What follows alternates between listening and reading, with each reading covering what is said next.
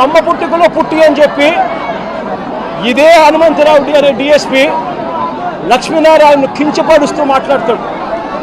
కించపరుస్తూనే మాట్లాడమే కాదు, అవమానించడము, బెదిరించడము, తప్పుడు సాక్ష్యాలు మళ్ళీ తీసుకొస్తాను, తప్పుడు సాక్ష్యాలతో నిన్ను జైలుకు పంపుతాను అని చెప్పి అవమానించి లెంపకాయలు వేసి కొట్టి బెదిరించి లక్ష్మీనారాయణను అవమానపరిస్తే లక్ష్మీనారాయణ పురుగుల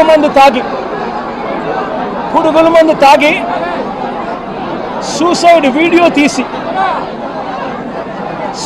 వీడియో తీసి తన చావుకు ఎవరు కారణము, ఎలాంటి పరిస్థితుల మధ్య తాను చనిపోయే పరిస్థితి తీసుకొచ్చారు, ఏ రకమైన కుల ఉన్మాదంతో పోలీస్ డిపార్ట్మెంట్లో ఉన్న కొందరు పనిచేస్తూ ఉన్నారు, వీళ్ళకు చంద్రబాబు నాయుడు లాంటి వ్యక్తులు, నారా లోకేష్ లాంటి వ్యక్తులు ఎలా వీళ్ళని నడిపిస్తూ ఉన్నారు అని చెప్పి వీడియో కూడా తీసి చివరికి లక్ష్మీనారాయణ పురుగుల మందు తాగి ఈరోజు తన ప్రాణాల కోసం తాను కొట్టుమిట్టాడుతూ ఉన్న పరిస్థితుల మధ్య తాను ఉన్నాడు. నేను అడుగుతా ఉన్నా, వెంకటేశ్వర విషయంలో అయితేనేమి, లేదన్నా వెంకటేశ్వరరావు అన్న కొడుకు నాగమల్లేశ్వరరావు విషయం అయితేనేమి, లేదా లక్ష్మీనారాయణ విషయం అయితేనేమి, నేను చంద్రబాబు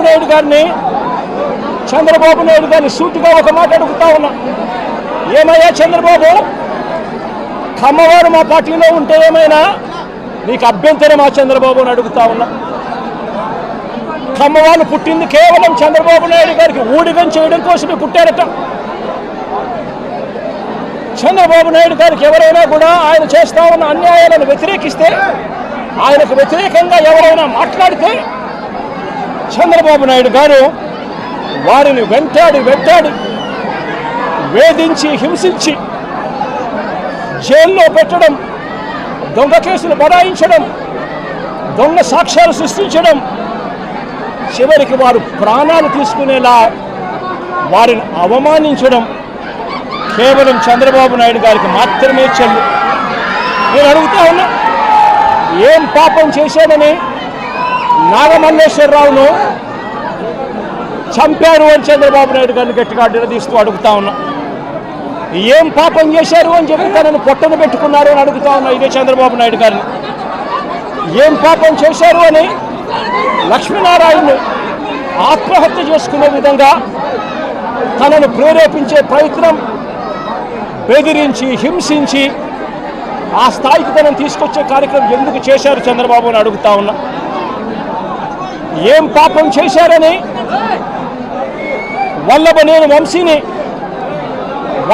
వంశీని ఇదే కమ్మ సామాజిక వర్గానికి చెందిన ఎక్స్ఎమ్మెల్యే, మా పార్టీకి సంబంధించిన ఎక్స్ఎమ్మెల్యే, ఇదే వల్లభనేని వంశీని ఇన్ని రోజుల పాటు జైల్లో పెట్టారు. ఒక కేసులో బెయిల్ వస్తేనే, బెయిల్ వచ్చేదాకా గమ్మనుంటారు, బెయిల్ వచ్చిన తర్వాత వెంటనే ఇంకొక కేసు కడతారు, మళ్ళీ జైల్లోనే పెట్టే కార్యక్రమం చేస్తారు. ఇవాళకి దాదాపుగా 2 నెలలు దాటిపోయింది.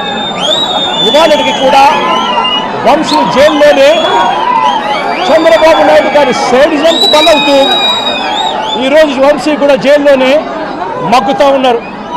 ఏం పాపం చేశాడని అడుగుతా ఉన్నా. ఒకటైపోయిన